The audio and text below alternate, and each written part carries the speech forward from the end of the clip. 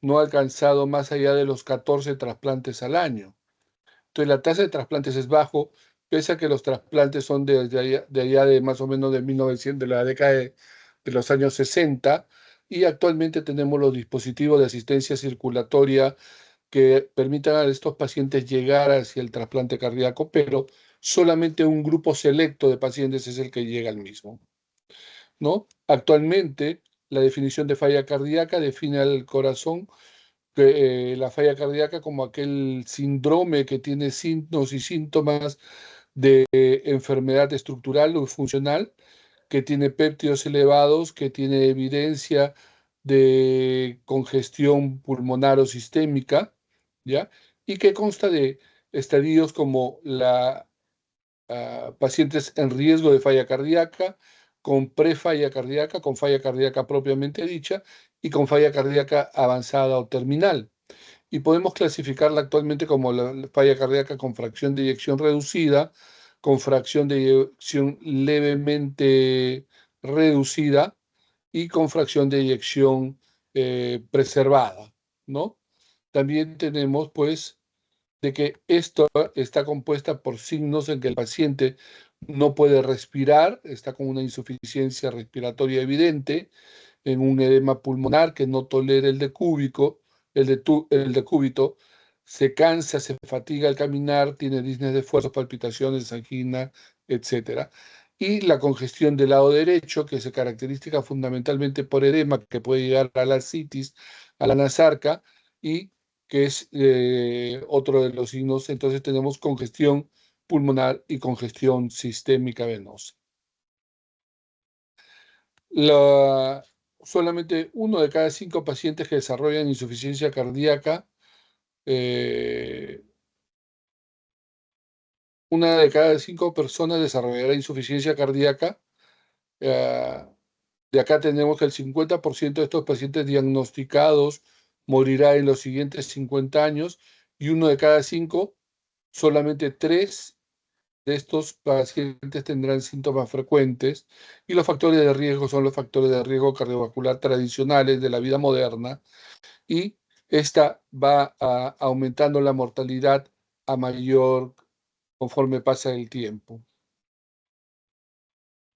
Tenemos que los fármacos modificadores de la enfermedad, los fármacos que mejoran la contracción cardíaca para mejorar los síntomas, fármacos que son alternativas, pero que no son la primera elección, y fármacos para la congestión pulmonar y periférica como el edema. Tenemos los fármacos que actúan sobre el sistema renina-angiotensina-aldosterona, ¿no? Ya conocemos el eje renina-angiotensina-aldosterona, y tenemos los que actúan solamente sobre la enzima convertidora de angiotensina, los famosos IECA, el captopril y el enalapril, y estos van a dar efectos vasodilatadores, disminución de la producción de aldosterona, disminución del remodelado cardíaco, van a mejorar la diuresis y la natriuresis, disminuirán la presión arterial y disminuirán la fibrosis cardíaca. Esos son los efectos que producen estos fármacos, y que ya han sido demostrados claramente en una serie de estudios como el Consensus, en que mejoró la mortalidad, el estudio SOLV, en que mejoró la mortalidad con enalapril en ambos estudios, y tenemos pues el estudio SAFE con captopril, que mejoró la mortalidad, mejoró las hospitalizaciones por falla cardíaca y la recurrencia de pacientes, la causa combinada de muerte y de falla cardíaca. Entonces, mejora la mortalidad, cambia la enfermedad y reduce sintomatología. Estos fármacos están indicados como clase 1, los inhibidores de la ECA, o sea, son de elección en pacientes con insuficiencia cardíaca o con fracción de eyección reducida, ¿no? Pero en las pacientes con fracción de eyección levemente reducida son una indicación 2B, o sea, no son la primera elección. Hay otros fármacos que deben considerarse ante esto, y los pacientes con falla cardíaca preservada son una indicación 2B también. Entonces, básicamente están indicados en la insuficiencia cardíaca con fracción de eyección reducida. Y acá tenemos el metaanálisis de aproximadamente los 5 grandes estudios con IECAS en que disminuye mortalidad e internamiento por insuficiencia cardíaca.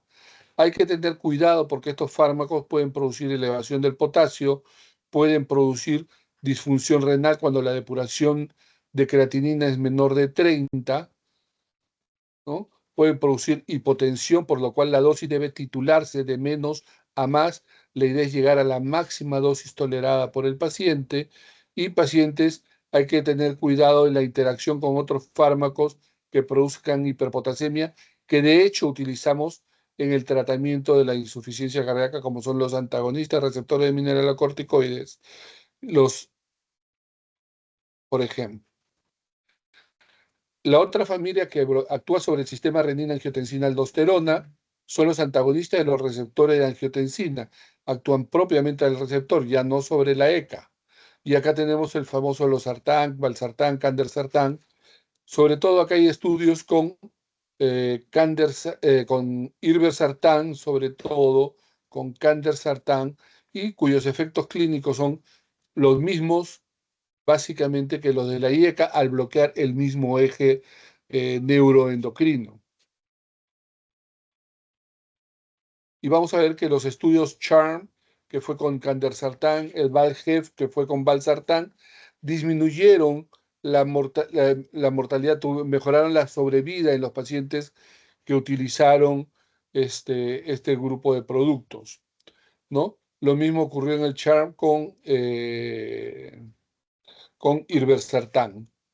Estos fármacos tienen una indicación en insuficiencia cardíaca con fracción de eyección reducida, ¿no? Tienen una indicación de tipo 1, y en falla cardíaca levemente reducida una indicación de tipo 2B, igual que en la indicación en insuficiencia cardíaca preservada. Significa que solamente puede ser de elección en insuficiencia cardíaca con fracción de eyección reducida, menos de 40 de fracción de eyección, ¿ya? Y son alternativa al IECA. Si el paciente no tolera IECA, tiene mucha tos, tiene intolerancia, alergia al IECA, pensaremos en un ARA2. Estos tienen pues un efecto similar.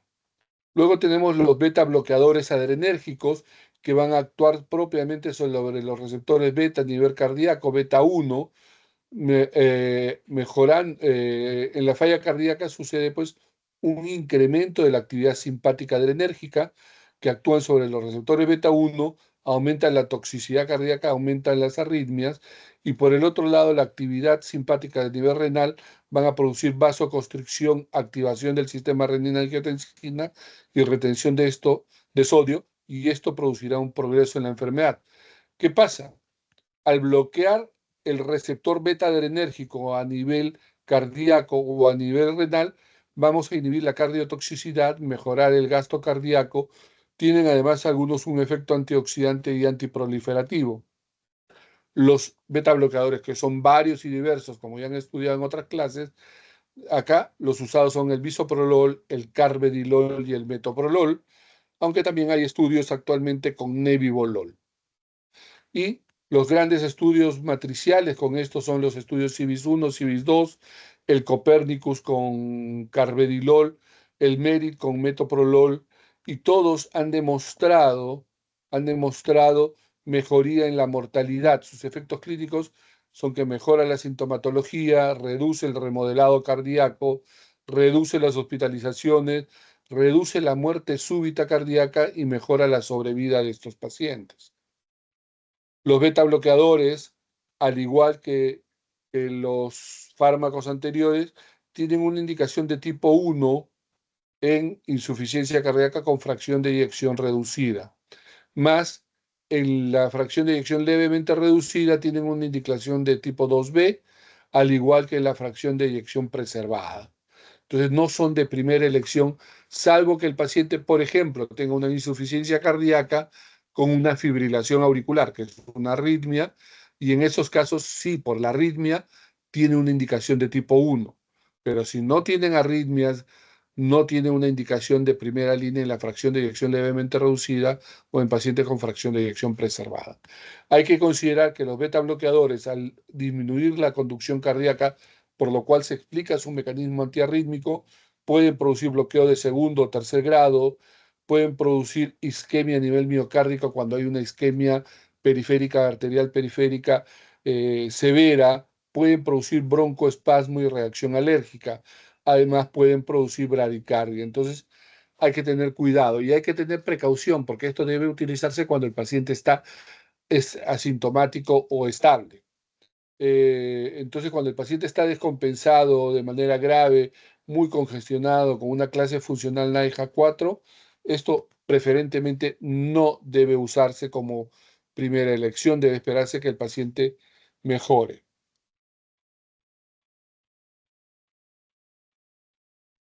Eh, Luego tenemos a los antagonistas de los receptores de mineralocorticoides, que son la espironolactona, es el más antiguo.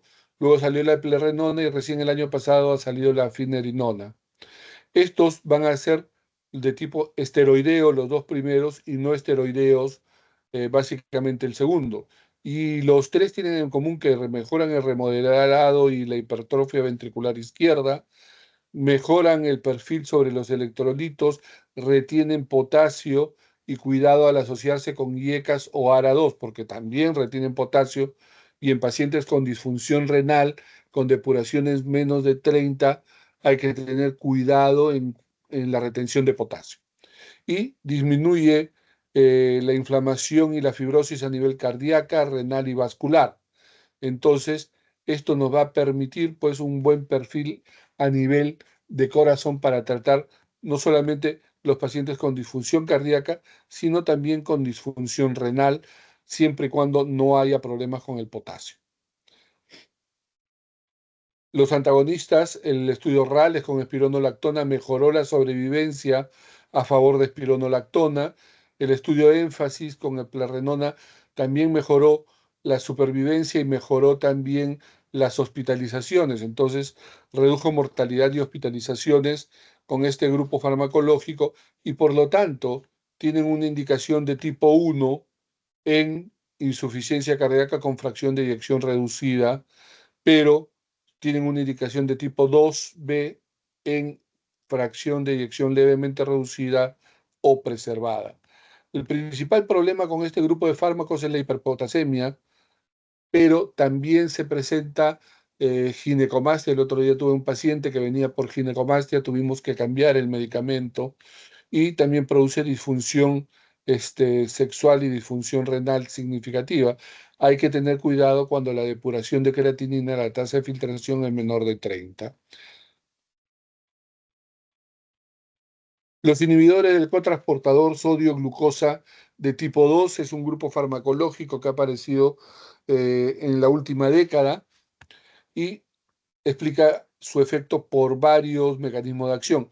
Estos van a actuar sobre el cotransportador sodio-glucosa a nivel del túbulo y contorneo proximal de tipo 2, que es el encargado del 90% de la reabsorción de glucosa a nivel del túbulo y contorneo proximal.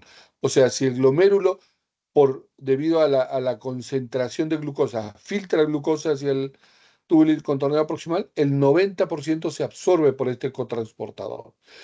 Pero este grupo farmacológico bloquea esto y va a producir un incremento de la glucosa. Este es un fármaco de la glucosa en orina. Este es un fármaco que fue diseñado para la diabetes, pero debido a esto elimina mayores cantidades de sodio en la orina y también de agua, ¿no? Y esto en los estudios de seguridad demostraron que mejoraba la mortalidad y hospitalizaciones por falla cardíaca y luego se hicieron los estudios en falla cardíaca y ahora son una droga que se utiliza en la falla cardíaca y no solamente en la diabetes. Este mecanismo de acción, ¿qué va a hacer? Va a causar efectos sobre la pre y poscarga, reduciendo el volumen sanguíneo al aumentar la diuresis, va a mejorar el consumo energético de la mitocondria a nivel del miocardio, va a producir remodelado a nivel cardíaco y esto va a mejorar la sintomatología por falla cardíaca, mejora la contracción cardíaca y por lo tanto tiene un efecto cardioprotector y no solamente cardioprotector, sino también nefroprotector. Y los ISGLT2 tienen estudios tanto en falla cardíaca reducida como levemente reducida, fundamentalmente empaglifosina y dapaglifosina, y todos mejoraron mortalidad, mejoraron mortalidad, mejoraron muerte cardiovascular, mortalidad total, mejoraron hospitalizaciones, disminuyó la presencia de primeros eventos de falla cardíaca y el perfil fue pues bastante importante. Tan es así que hoy día el ISGLT2 es un arma fundamental. Tiene una indicación tipo 1 en insuficiencia cardíaca con fracción de eyección reducida, pero también en fracción de eyección levemente reducida tienen una indicación tipo 1 y la más reciente indicación tipo 1 en insuficiencia cardíaca con fracción de eyección preservada. O sea, tienen una indicación de tipo 1 en los tres tipos de insuficiencia cardíaca. Estos fármacos hay que tener cuidado porque pueden producir acidosis, cetoacidosis, infecciones genitales recurrentes, pueden producir una disminución del volumen sanguíneo circulante, lo cual puede hacer que haya una pequeña disminución de la presión arterial, pero los pacientes con insuficiencia cardíaca muchas veces tienen disminución de la presión arterial de por sí, por la misma enfermedad, pero además por los otros fármacos como son los IECAS, como son los beta bloqueadores, como son los antagonistas de receptores de mineralocorticoides, pueden tener tendencia a la hipotensión y hay que tener cuidado porque además les restringimos volumen en el manejo de esto. Se produjo un incremento de amputaciones y fracturas en un estudio con canaglifosina. La canaglifosina es un miembro de esta familia que no ha sido autorizado para el manejo de la insuficiencia cardíaca, pero se hicieron estudios de seguridad, del perfil de seguridad de empaglifosina y dapaglifosina, haciendo seguimiento en estos puntos y se vio que estas dos moléculas son seguras y no producen un incremento de amputaciones y de fracturas óseas, a diferencia de la canaglifosina, su prima hermana. Luego tenemos los antagonistas de receptores de neprilicina, que este es un fármaco que va a bloquear el sistema de neprilicina, pero que está diseñado asociado a un antagonista del receptor de angiotensina de tipo 2. Y entonces va a tener un mecanismo combinado, es sacubitril con valsartán, es el único representante de esta familia y van a actuar bloqueando los receptores de prelicina y los receptores de angiotensina, produciendo vasodilatación, disminución de la fibrosis e hipertrofia cardíaca, mejorando la diuresis y la natriuresis. Y la angiotensina 2 también producirá, el bloqueo producirá vasodilatación, producirá fibrosis cardíaca, disminución de la fibrosis cardíaca y disminución de la retención de sodio y agua. Al bloquearse ambos sistemas, este va a dar un efecto beneficioso combinado tanto a nivel renal, vascular, cardíaco y del sistema nervioso central, mejorando el flujo sanguíneo a nivel cerebral. Y esto tiene el estudio Paradigm y el estudio Paragon. El Paradigm fue el estudio matricial de insuficiencia cardíaca en fracción de eyección preservada y el Paragon en fracción de eyección, eh, perdón, el Paradigm en fracción de eyección reducida y el Paragon en fracción de eyección preservada. Y se vio que hubo reducción de la mortalidad en pacientes con fracción de eyección reducida, disminución de la mortalidad, disminución de la muerte súbita y por lo tanto fue un fármaco efectivo en fracción de eyección reducida. Mas no se observaron diferencias estadísticamente significativas en estos puntos en los pacientes con fracción de eyección preservada. Y tenemos así que los inhibidores de los antagonistas de receptores de mineralocorticoides tienen una indicación de tipo 1 en fracción de eyección reducida y una indicación de tipo 2B en fracción de eyección levemente reducida y preservada. Este fármaco tiene como principal problema y el más frecuente la hipotensión arterial que puede llegar a presentar síncope e hipotensión ortostática, pero puede producir retención de potasio por la presencia de valsartán y por la presencia de la actividad sobre la neprilicina y es bastante frecuente. Entonces, ¿alguien tiene el micro prendido ahí? Por favor, ¿puede apagarlo? Gracias. Puede retener potasio y entonces hay que tener cuidado al asociar antagonistas receptores mineralocorticoides fundamentalmente. Esto se da, o es, como dice acá el gráfico, o es IECA, o es antagonista de receptores mineralocorticos, o es antagonista de receptores de angiotensina, o el ARNI, que es el sacubitril valsartán. En insuficiencia cardíaca preservada también tiene una indicación 2B. Entonces, en el único caso que tiene una indicación tipo 1 es en la fracción de eyección reducida, menos de 40 de fracción de eyección. Esto ok. Hay que tener una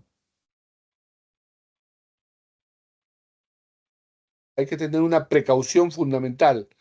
Cuando el paciente viene utilizando IECA y se lo pasa a un sacubitril valsartán, a un ARNI, ¿ya?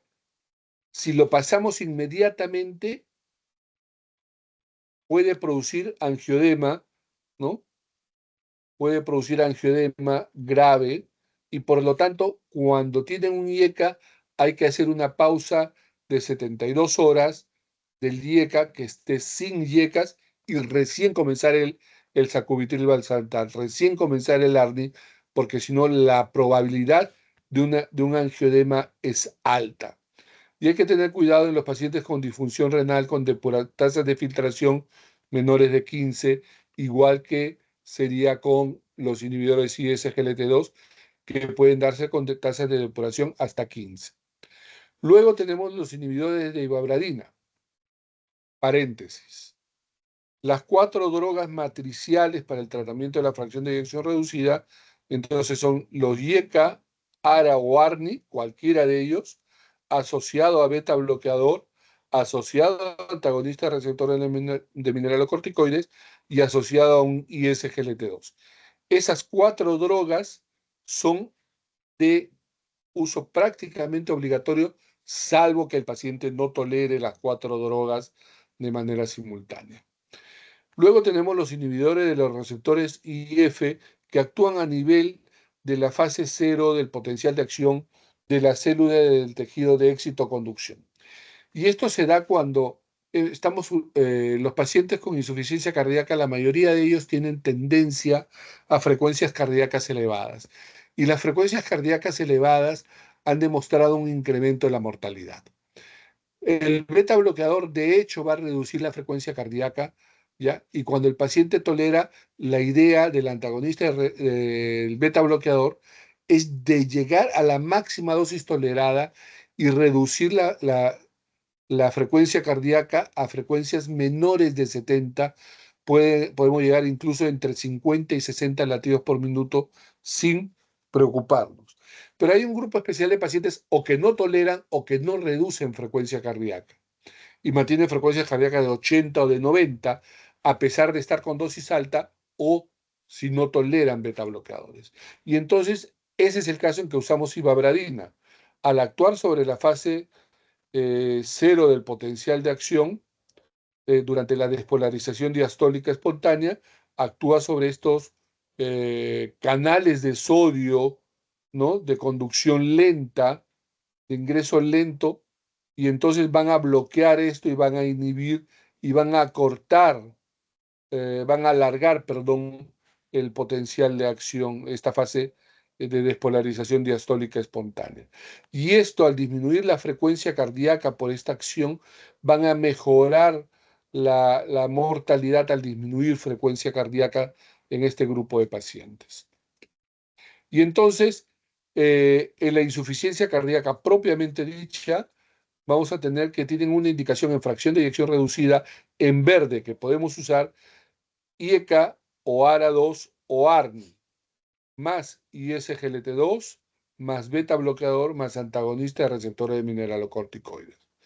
Pueden usarse diuréticos para cuando está con congestión, sobre todo los diuréticos ahorradores los diuréticos de ASA, ¿no?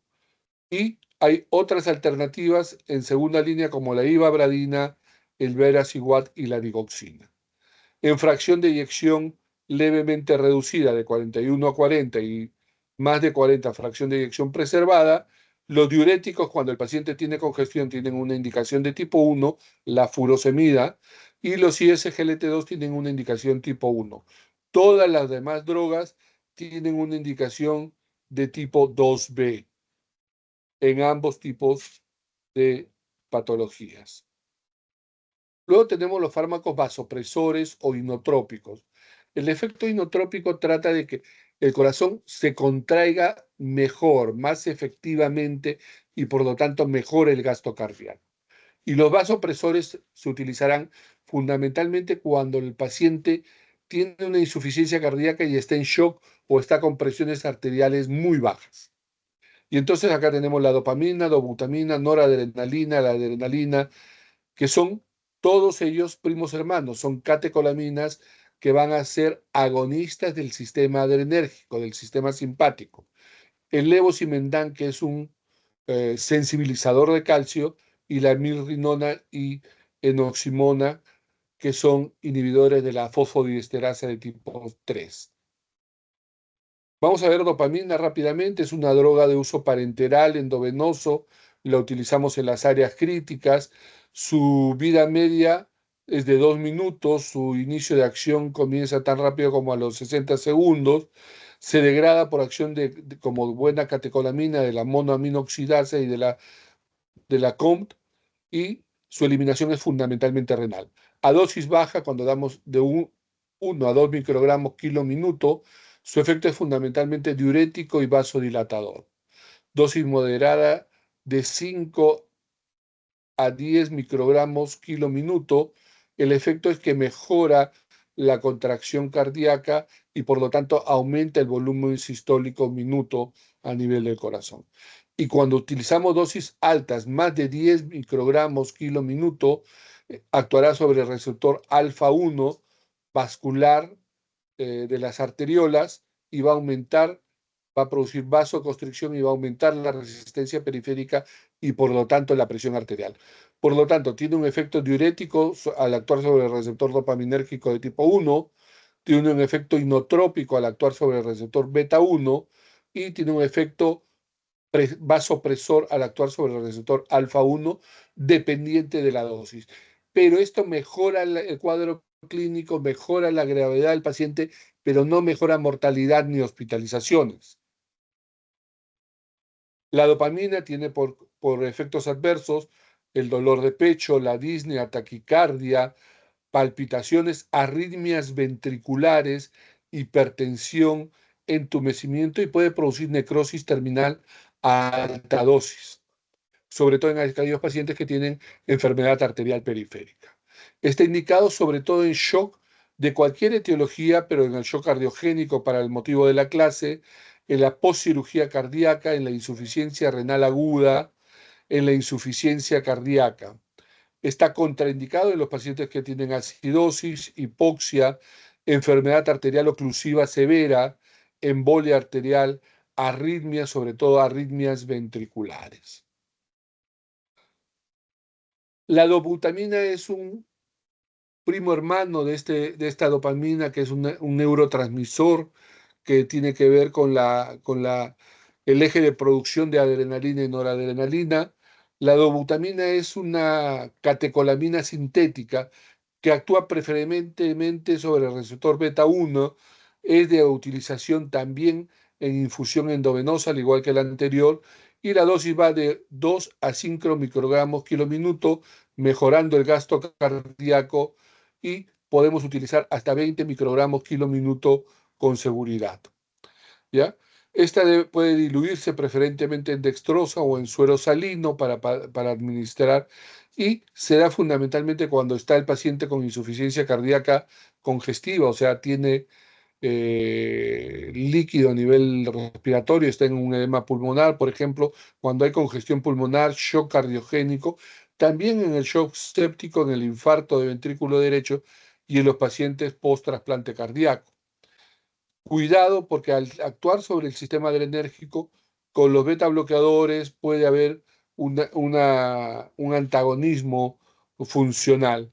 Y con la dobutamina, con el alotano, puede aumentar el riesgo de arritmias ventriculares, sobre todo taquicardia ventricular. Contraindicado cuando el paciente tiene hipovolemia, porque acá vamos a mejorar la contracción miocárdica, pero si falta volumen no va a mejorar este paciente, hay que reponer volumen, no es la solución, más bien vamos a hacer que el corazón trabaje más de lo debido. Efectos adversos son el aumento de la frecuencia cardíaca, la disminución de la presión arterial y produce arritmias ventriculares e inflamación de las venas flebitis. La norepinefrina es un derivado de las catecolaminas del eje, ¿no? Dopamina, norepinefrina. Y esta es una catecolamina endógena, precursor de la adrenalina, y cuya acción es dependiente de la dosis. A dosis baja mejora el gasto cardíaco y a dosis alta actúa sobre receptores alfa 1 a nivel vascular, produciendo vasoconstricción cuando la dosis es más de 3 microgramos kilo minuto. Efectos secundarios: puede producir isquemia tisular y por lo tanto necrosis periférica en pacientes con insuficiencia arterial periférica, disminuye el gasto cardíaco y la resistencia vascular sistémica suele elevarse. Debe prepararse en infusión continua, glucosada, y se debe titular la dosis. Y esos son básicamente los fármacos que usamos del sistema simpático, agonistas simpáticos o agonistas adrenérgicos, todos ellos parentelales de uso de infusión continua. Luego, como estos tienen sus problemas en el uso, se apareció el levosimendan, que es un sensibilizador cálcico. Ya sabemos que la dobutamina y los similares actúan sobre los receptores beta-adrenérgicos del corazón. La digoxina actuará sobre la bomba sodio-calcio. Los inhibidores de la fosfodiesterasa de tipo 3, como la mirrinona, actúan a nivel de la fosfodiesterasa, que va a bloquear el paso de AMP cíclico a AMP inactivo, ¿no? Y esto es lo que van a hacer, van a actuar, todos estos aumentan el calcio intracelular, ¿ya? Y al aumentar el calcio intracelular, aumenta la toxicidad y las reacciones adversas. Entonces, el sensibilizador cálcico no aumenta el calcio intracelular, va a actuar aprovechando el calcio intracelular para que interactúe fundamentalmente con la troponina de tipo C y con el calcio, generando una modificación en las moléculas contráctiles como son la actina, la tropomiosina y la miosina, generando una contracción efectiva sin incrementar el calcio intracelular y sin incrementar el gasto, el consumo de ATP, ¿no? Entonces, el levosimendan es un inotrópico fundamentalmente,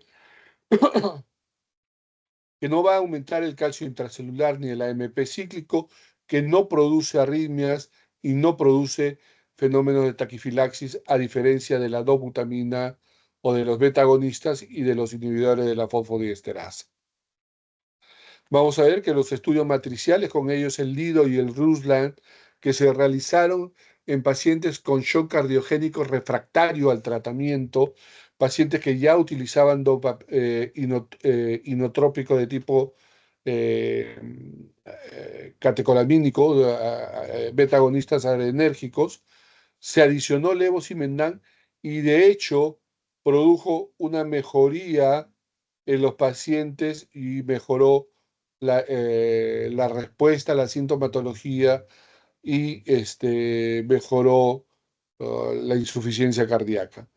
Mejora la sensibilización al calcio, pero actúa también sobre los canales de potasio relacionados al ATP o sensibles al ATP, que están presentes en la capa muscular de la fibra de los vasos. Va a producir una apertura de los canales de potasio a nivel mitocondrial relacionados al ATP, y estos son los tres grandes mecanismos. Al actuar sobre el calcio, sobre la sensibilización del calcio, mejoran la inotropía y tienen un efecto antiaturdimiento que se produce en el paciente posinfartado o en el paciente posoperado de corazón con circulación extracorpórea. Al actuar sobre los canales de potasio a nivel vascular, producen un efecto vasodilatador coronario, con lo cual mejoran la perfusión coronaria en pacientes con infarto de miocardio o en pacientes post-bypass de miocardio, y mejoran la perfusión de los órganos. Y al actuar sobre la mitocondria, sobre los canales de potasio a nivel mitocondrial, mejoran la cardioprotección del corazón y tienen un efecto antiisquémico. Entonces tienen un perfil metabólico muy, pero muy interesante. Se utiliza en insuficiencia cardíaca descompensada con signos de bajo gasto y presiones de llenado ventricular elevadas. En pacientes con insuficiencia cardíaca postinfartados o en pacientes con insuficiencia cardíaca postoperado de corazón y en los casos de shock cardiogénico asociado a eh, inotrópicos de tipo beta agonista adrenérgico. La dosis, hay una dosis de carga que se pasa en 10 minutos y una dosis de infusión continua que va a depender del peso y de la característica del paciente, de la presión arterial y de la función renal. Interactúan con la noradrenalina. Cuidado, porque la noradrenalina a dosis baja produce disminución de la presión arterial. Y si agregamos levosimendan, hay un riesgo incrementado de hipotensión. Pero si la noradrenalina está a dosis presora alta y agregamos levosimendan, este riesgo disminuye. Los digitálicos son el grupo farmacológico más antiguo de esta familia que actúan sobre insuficiencia cardíaca y actúan bloqueando el, la bomba sodio-potasio ATPasa. Al ocurrir esto aumenta el sodio intracelular y este sodio intracelular lo que va a hacer es salir de la célula a través del intercambiador sodio-calcio e ingresa calcio a la célula. Al incrementar el calcio a la célula van a generar y gatillar la contracción, cuyos efectos hemodinámicos se reflejan en un gasto, mejora del gasto cardíaco y de la fracción de eyección, mejora la resistencia vascular sistémica, mejora la presión de fin de diástole, el volumen de fin de diástole, el volumen de fin de sístole y la presión en cuña pulmonar, y mejora la diuresis por acción directa sobre el riñón. A nivel neuromoral, tiene una mejoría del sistema nervioso simpático, inhibe de manera directa el sistema simpático, disminuye la activación del sistema renina-angiotensina-aldosterona, disminuye el sistema de noradrenalina, renina, aldosterona y citoquinas presentes en insuficiencia cardíaca y mejora los péptidos natriuréticos. Electrofisiológicamente disminuye la frecuencia de descarga del nodo sinusal, la frecuencia cardíaca, disminuye el periodo refractario auricular, con lo que disminuye las arritmias, por ejemplo, la fibrilación auricular hace que haya una reducción de la frecuencia cardíaca, disminuye la velocidad de conducción a nivel del nodo auriculoventricular y no tiene efecto a nivel del ventrículo, sino por encima del nodo AB y en el nodo AB. Tiene como características, hay de presentación de vía oral y vía parenteral. En el país tenemos Cedilanid como presentación de vía oral, de vía parenteral, cuyo efecto es lento, demora en actuar. En la vía endovenosa es de 5 a 10 minutos y su efecto máximo se alcanza a los 60 minutos. Tiene pues un margen terapéutico angosto de 0,5 a 2 nanogramos por mililitro, y eso hace que la tendencia a la intoxicación digitálica, que puede ser fatal, sea bastante alta.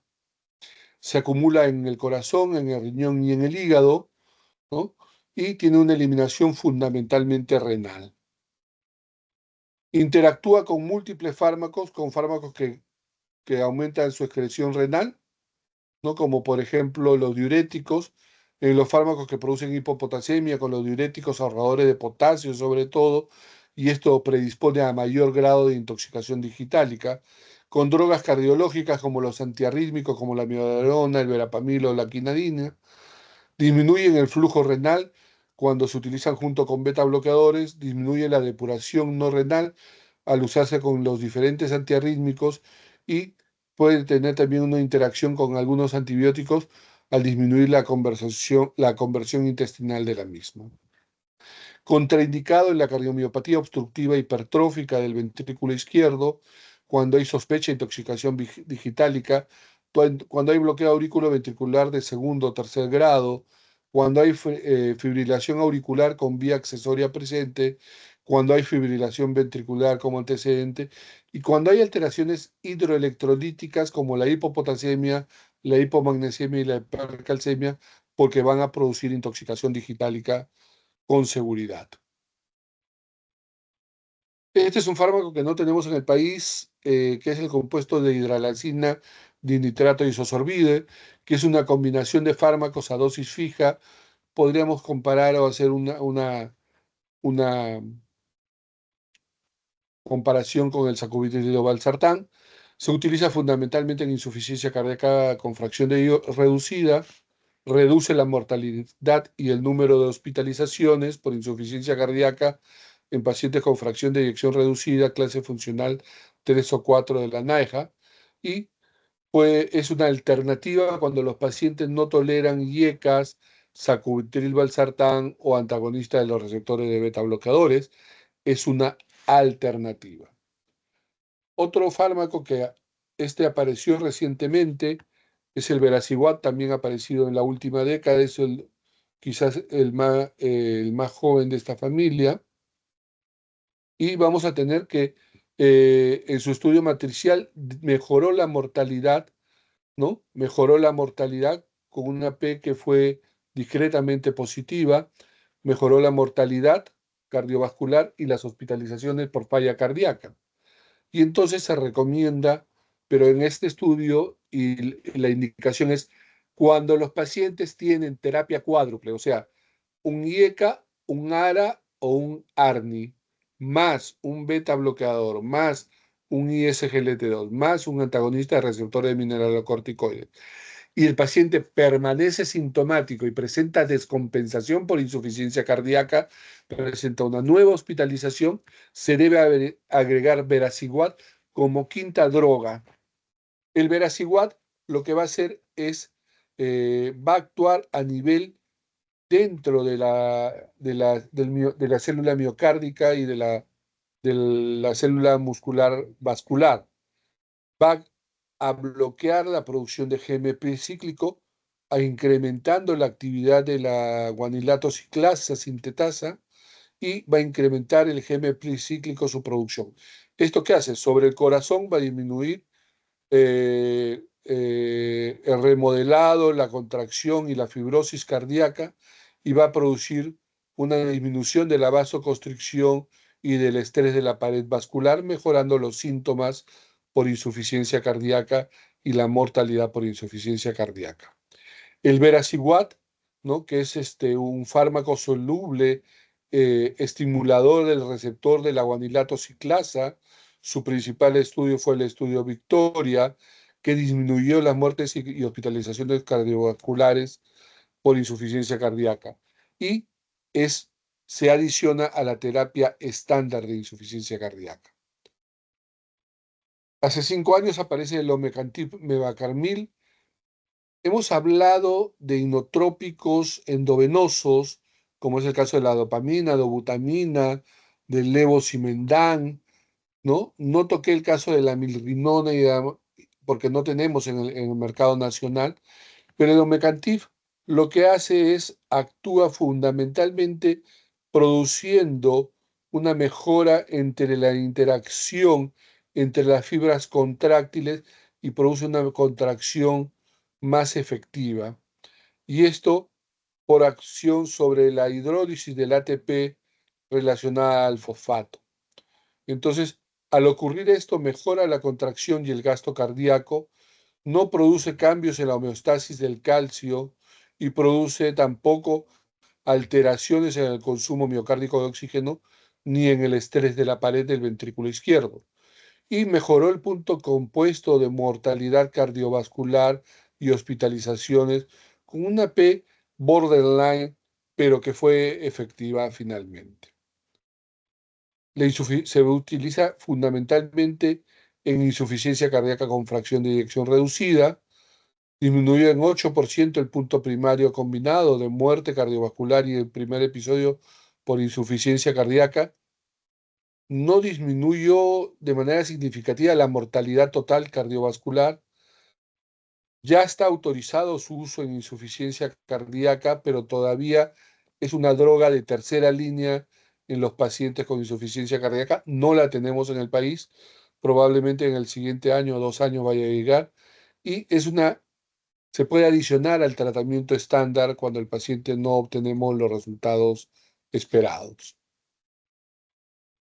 Hemos terminado con la primera presentación. Si hubiera alguna pregunta, por favor.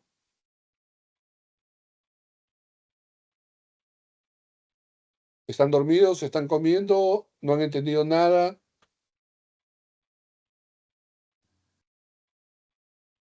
Compañeros pueden hacer sus preguntas si han tenido alguna duda durante la clase para que el doctor les pueda aclarar.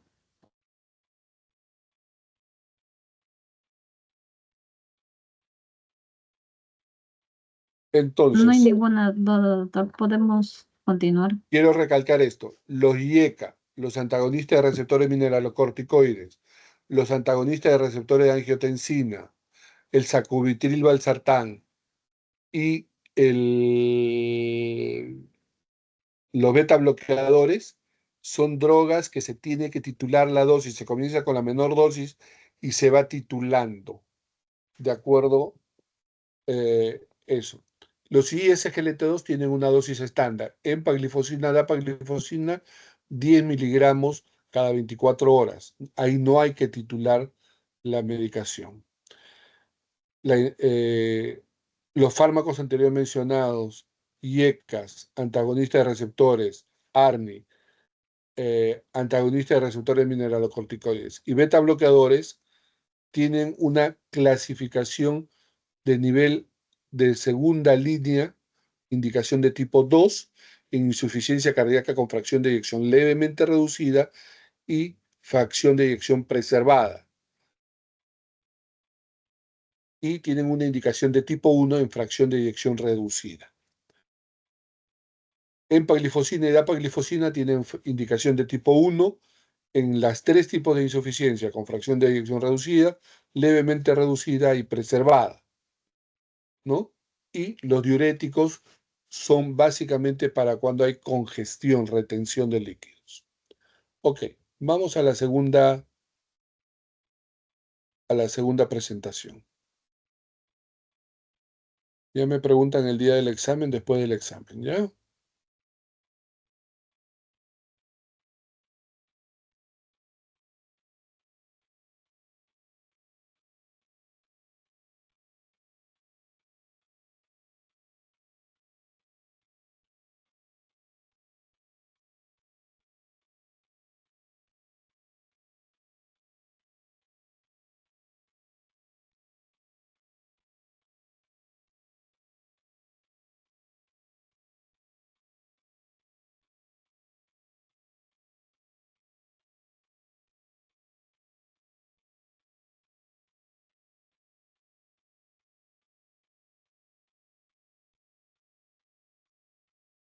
Ay, ¿dónde se metió, señor?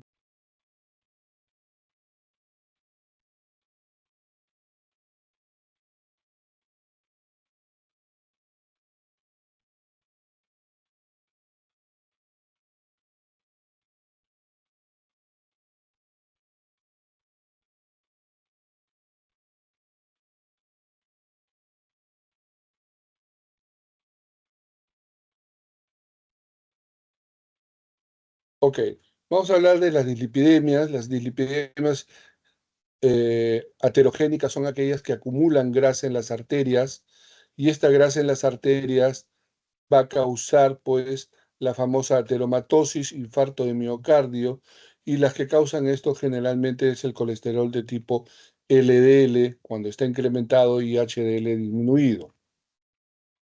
Van a haber pacientes con bajo riesgo cuando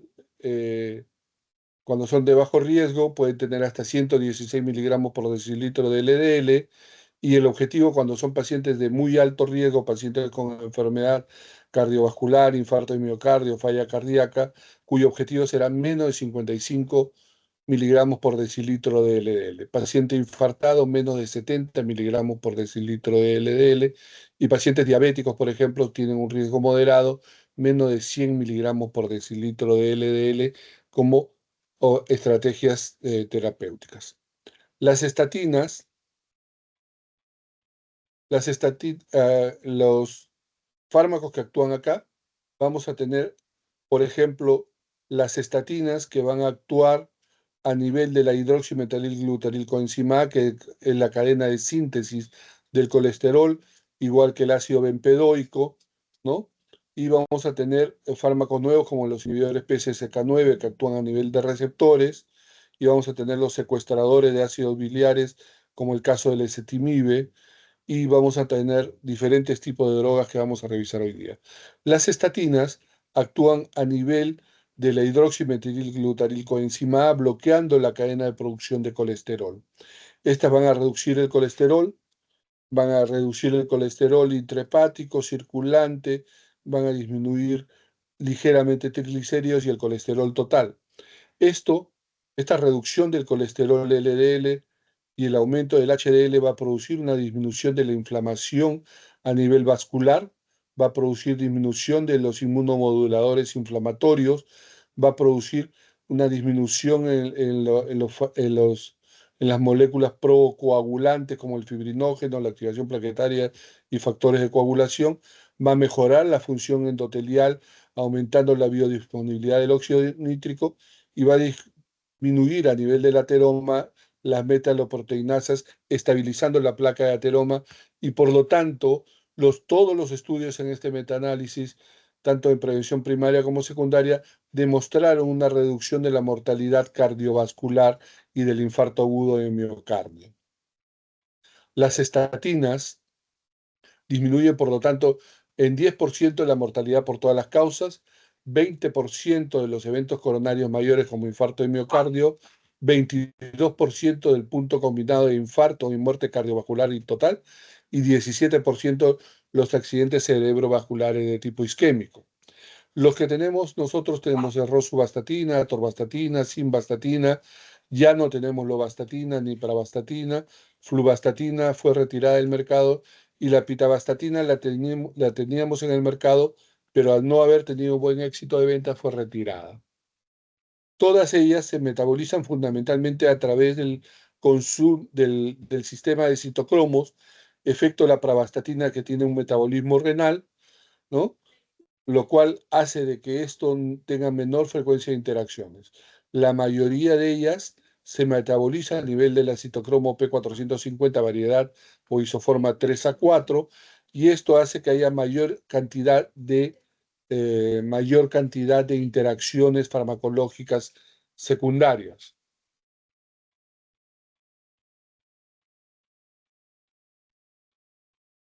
Muy bien. Las estatinas podemos catalogarla como de baja intensidad, de moderada intensidad y de alta intensidad. El objetivo es que cuando tenemos un paciente con riesgo moderado, sea menos de 115 el colesterol LDL, riesgo alto menos de 100 y muy alto menos de 70. Y entonces, cuando queremos un descenso del 30% del LDL para obtener estas cifras, podemos utilizar simvastatina 10 miligramos, pravastatina entre 10 a 20 miligramos. Terapia de moderada intensidad, disminuciones del 30 al 50% del LDL, del 30 al 50% del LDL, atorvastatina de 10 a 30 miligramos, rosuvastatina de 5 a 10 miligramos, simvastatina de 20 a 40 miligramos. Y terapia de alta intensidad cuando queremos descensos de LDL mayores al 50%. Utilizaremos atorvastatina de 40 a 80 miligramos o rosuvastatina de 20 a 40 miligramos. Esto nos ocurre mucho en los pacientes postinfartados que queremos disminuciones significativas de las cifras de LDL para obtener una protección cardiovascular adecuada. Efectos adversos, lo más frecuente es elevación de las transaminasas a nivel hepático, a nivel muscular, inflamación muscular, rabdomiolisis y elevación de la fosfoquinasa. Pueden producir molestias gastrointestinales, dolor abdominal, náuseas, vómitos, y pueden producir dolor de cabeza, insomnio y falta de concentración. Tienen interacción con varias drogas hablamos de que actúan de la citocromo 3A4, y tenemos diversos tipos de antibióticos, antimicóticos, inhibidores de la proteasa en el caso del VIH, fármacos como calcio antagonistas como el verapamil, diltiazem y amlodipino, que muchas veces es frecuente que utilicen concomitantemente esto, ¿no? Y con este grupo hay que tener cuidado con el gen fibrosilo porque incrementa de manera importante el riesgo de rabdomiolisis. Ahora, hay una observación en los estudios y en los metaanálisis con estatinas que habla de un incremento de la producción de pacientes diabéticos al usar estatinas.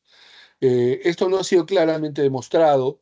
Los posibles mecanismos que explican esto son el bloqueo de los canales de calcio de la célula beta a nivel pancreático, el bloqueo de la síntesis de productos intermedios del metabolismo del colesterol intracelular, el bloqueo del cotransportador de glucosa tipo GLUT4, la disminución de los niveles de coenzima Q10 y la sobrecarga de colesterol a nivel de las células beta. Estos serían mecanismos por el cual se incrementaría o se desencadenaría un estado diabético en pacientes que tienen predisposición o están ya desarrollando la curva de la enfermedad diabética o prediabética.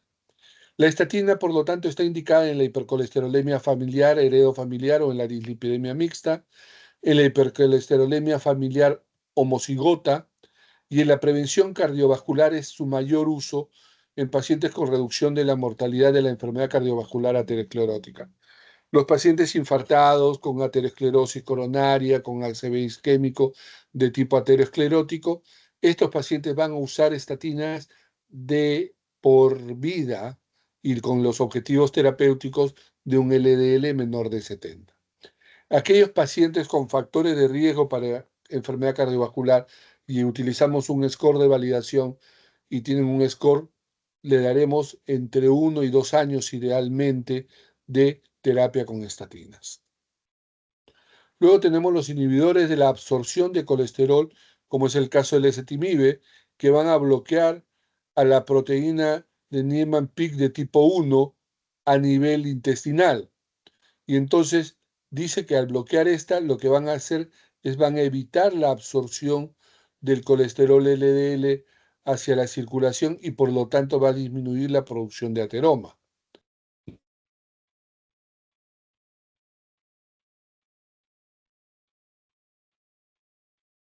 Por acción de las estatinas, van a potenciar el efecto de ambas, obteniendo resultados importantes.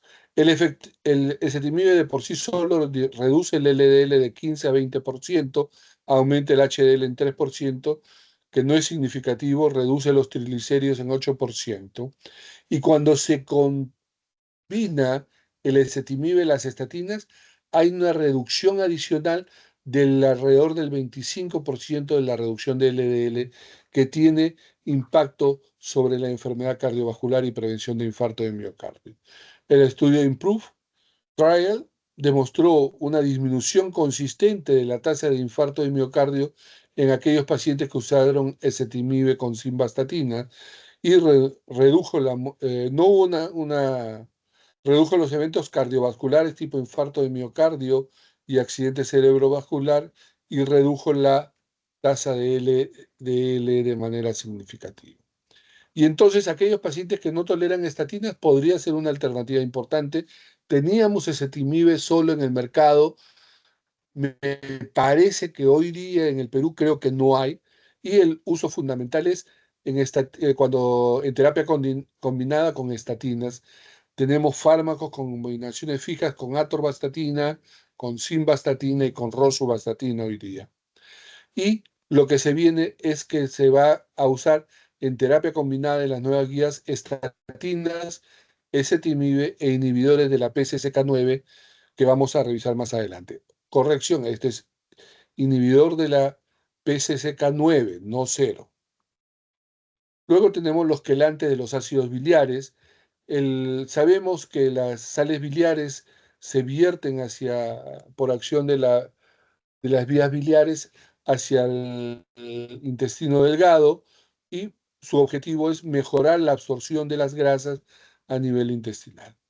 Lo que hacen los secuestradores de los ácidos biliares, los quelantes de los ácidos biliares, como el colestipol, la colesteramina y el covelasam, es van a unirse a los ácidos biliares, neutralizándolo, forman un complejo insoluble que se elimina a través de las heces, pero disminuye la absorción de colesterol.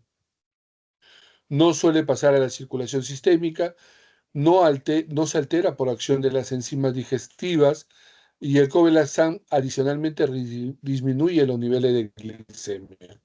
Puede disminuir los niveles de colesterol en alrededor del 23% y al no absorberse y producir o eliminarse por las heces, los efectos van a ser fundamentalmente digestivos a nivel de la luz intestinal. Aumentan las flatulencias, producen estreñimiento, dispepsias, náuseas y hay que tener cuidado de no administrarse las 4 horas con otro tipo de tratamientos, sino hay que darle un tiempo de reposo. La proteína convertasa subtilicina quexina de tipo 9, que es el PCSK9, tiene a las moléculas alirocumab y evolocumab como inhibidores de esta enzima. ¿Qué hace esta enzima normalmente, esta proteína convertasa? Lo que hace es mejora la expresión de receptores para el LDL. Entonces, eso es lo que hacen los PCSK9. Producen una mejor expresión de receptores para metabolizar el LDL y disminuir el LDL. Entonces, el PCSK9 se une al receptor de colesterol y mejora los niveles de colesterol, perdón, incrementa los niveles de colesterol normalmente, el PCSK9. Los inhibidores de PCSK9, como es el caso del inclisiran, el alirocumab, el evolocumab, lo que van a hacer es bloquear al PCSK9, disminuyendo su producción y mejorando los receptores de LDL libre, produciendo un incremento en la reducción del LDL. Disminuye el LDL de manera importante y significativa, ¿no? Tan es así que esta publicación en el Journal American of Cardiology demostró pues la eficacia del inclisiran disminuyendo al año y medio de manera significativa la acción de la proteína PCSK9, disminuyó en 50%. Recuerden que hemos estado hablando de tasas del 20% de reducción del LDL. Esta disminuyó en el 50% el colesterol LDL, ¿no? Y hasta el 55% en algún grupo de pacientes, ¿no? Y esto pues mejoró la tasa de eventos coronarios mayores. ¿Cómo funciona?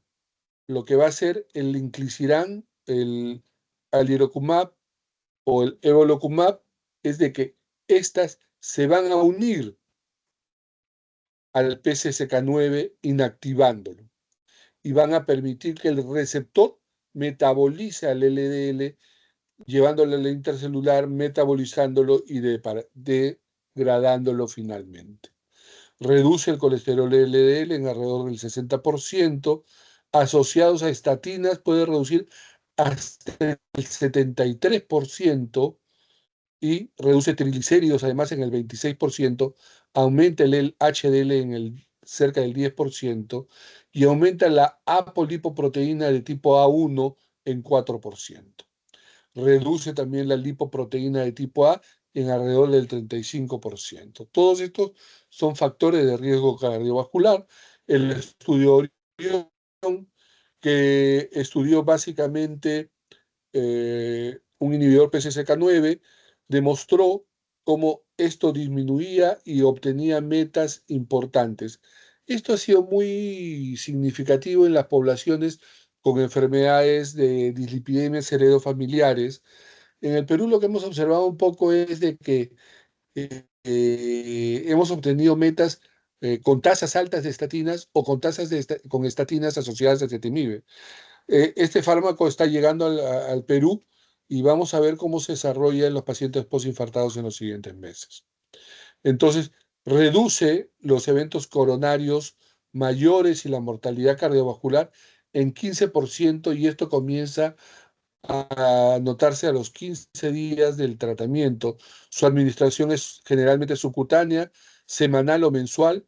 Se utiliza en pacientes con enfermedad coronaria, enfermedad arterial periférica, infarto cerebral de tipo isquémico, ¿no? Y puede producirse irritación en las zonas de aplicación, un síntoma gripales, porque estos son anticuerpos monoclonales específicamente, incrementan el riesgo de diabetes mellitus y producen autoanticuerpos contra el fármaco, muchas veces se producen disminuyendo su eficacia.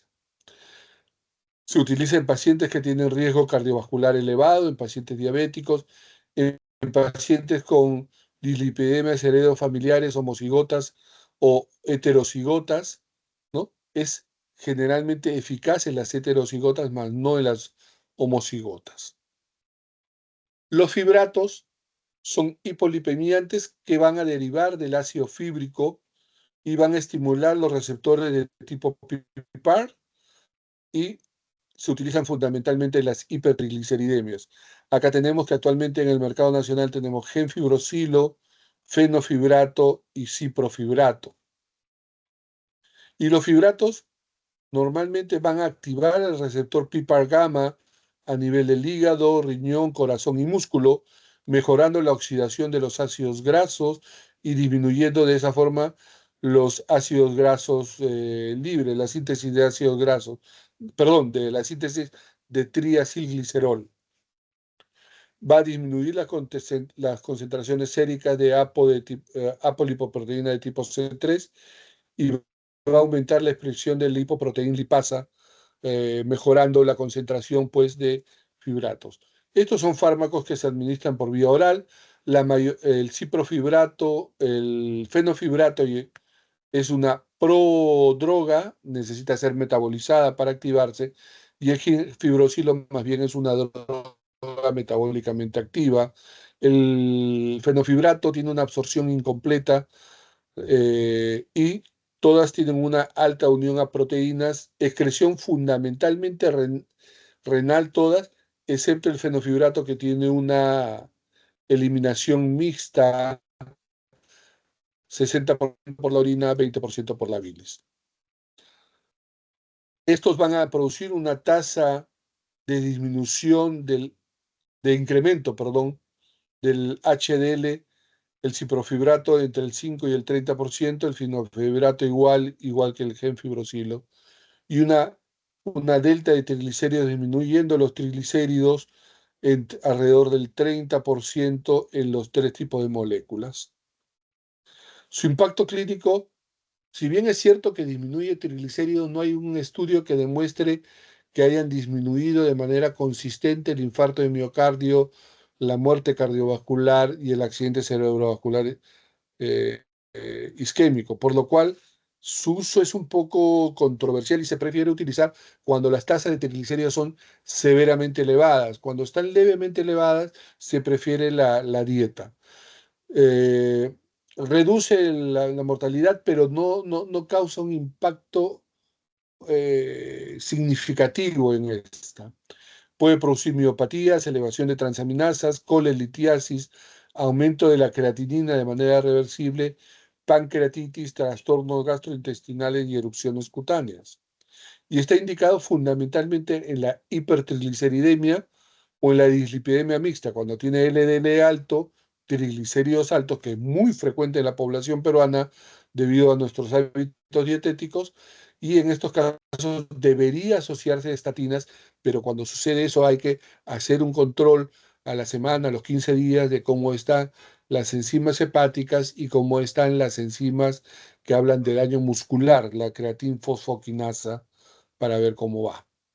El ácido bempedoico recientemente ha sido incluido en las guías de manejo de las dislipidemias, ¿no? Y si bien es cierto que la hidroximetilglutarilcoenzima es bloqueada por las estatinas, el ácido bempedoico actúa en un nivel anterior a esta, bloqueando la citrato liasa ligada al ATP, que es la que se encarga de transformar el citrato en acetilcoenzima A. Entonces, actúa en un nivel anterior a la hidroximetilglutarilcoenzima A, los inhibidores, y por lo tanto podrían, porque así están en las guías, podrían utilizarse de manera asociada para obtener cifras. Entonces, el ácido bempedoico actúa a este nivel evitando la formación de acetilcoenzima A, antecediendo al efecto de las estatinas. Veamos que el ezetimibe actúa después de formado el colesterol, antes de que se absorba el colesterol a nivel intestinal, y los inhibidores PCSK9 actúan a nivel de receptores. Se postula, cuando son pacientes refractarios al tratamiento, sobre todo en dislipidemias heredofamiliares, combinar estas 4 moléculas para obtener cifras objetivo de colesterol LDL.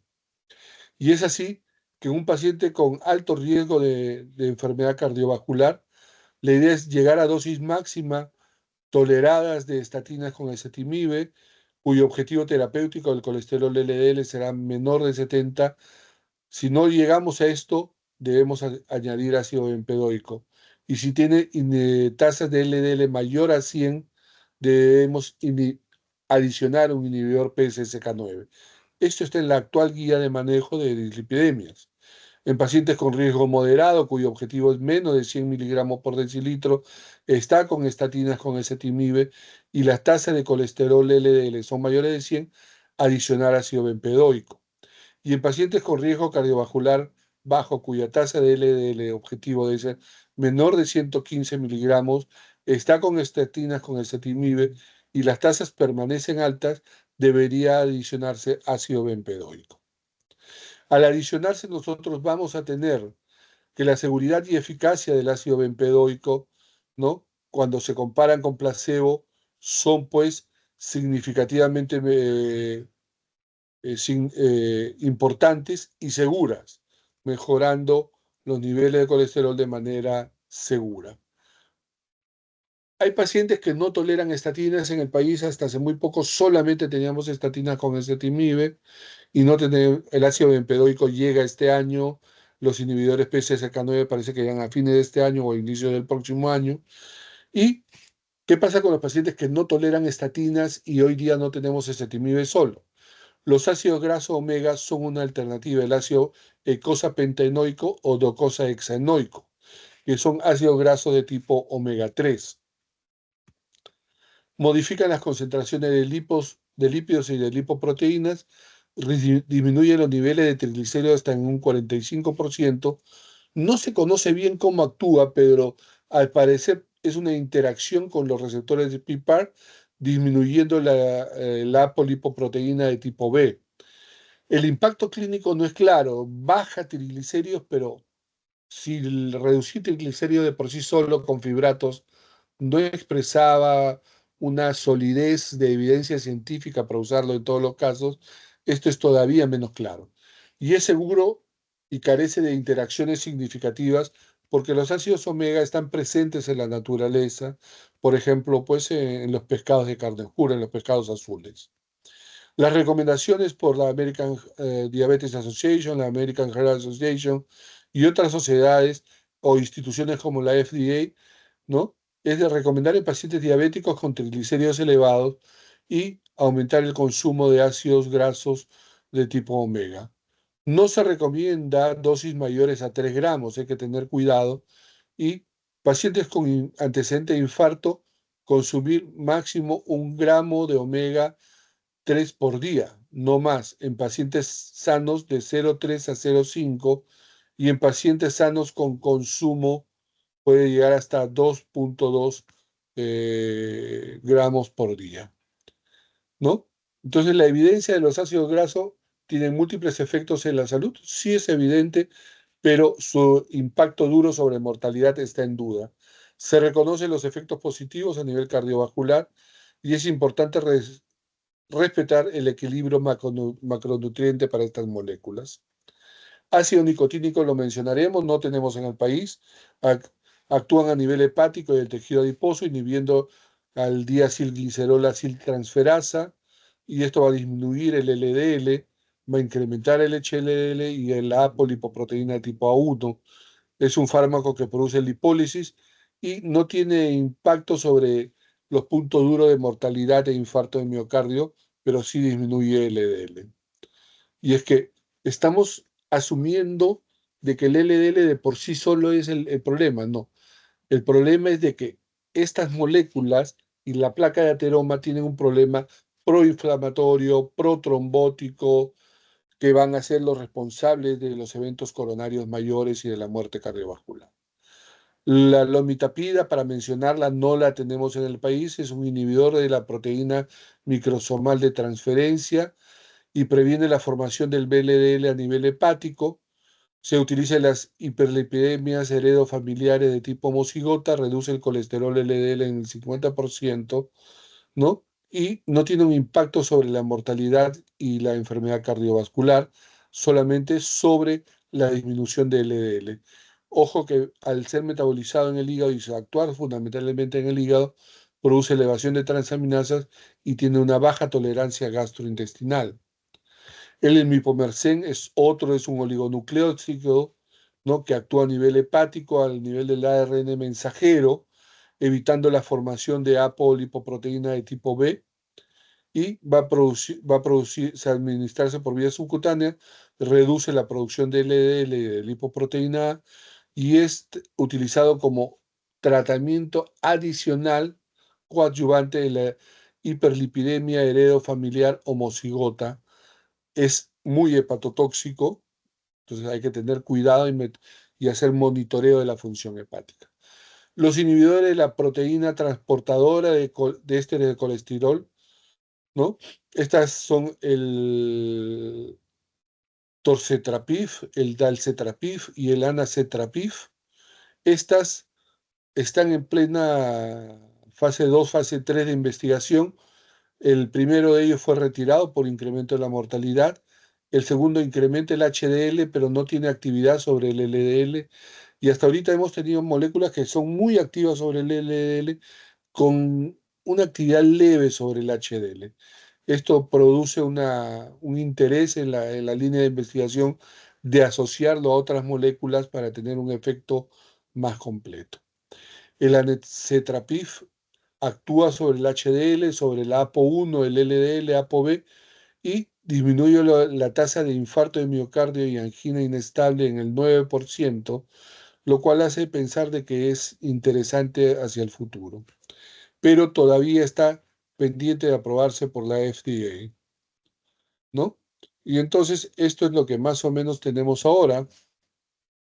Pacientes con niveles muy altos de LDL, asumimos que son problemas genéticos metabólicos, y debemos considerar comenzar con inhibidores PCSK9. Pacientes adultos con enfermedad cardiovascular que no son de alto riesgo, que no son de muy alto riesgo, podríamos considerar la terapia con PCSK9 adicionalmente al tratamiento adicional.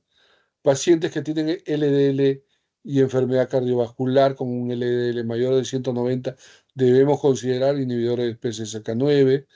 Pacientes con diabetes y enfermedad cardiovascular, considerar como una terapia de segunda línea.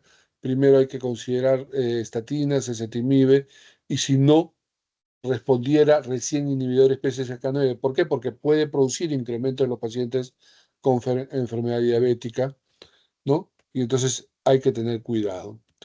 Vamos a ver cuál es el impacto sobre el LDL entonces.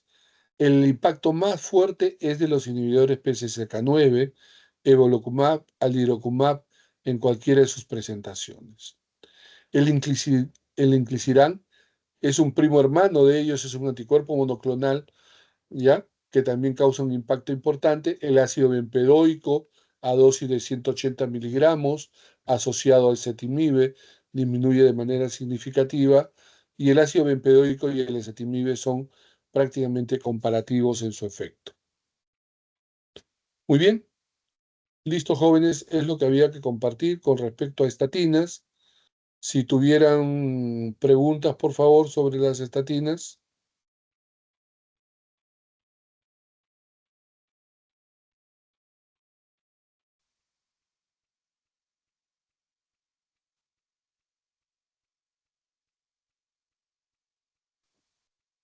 ¿No hay Compañeros, ¿alguna preguntas? pregunta?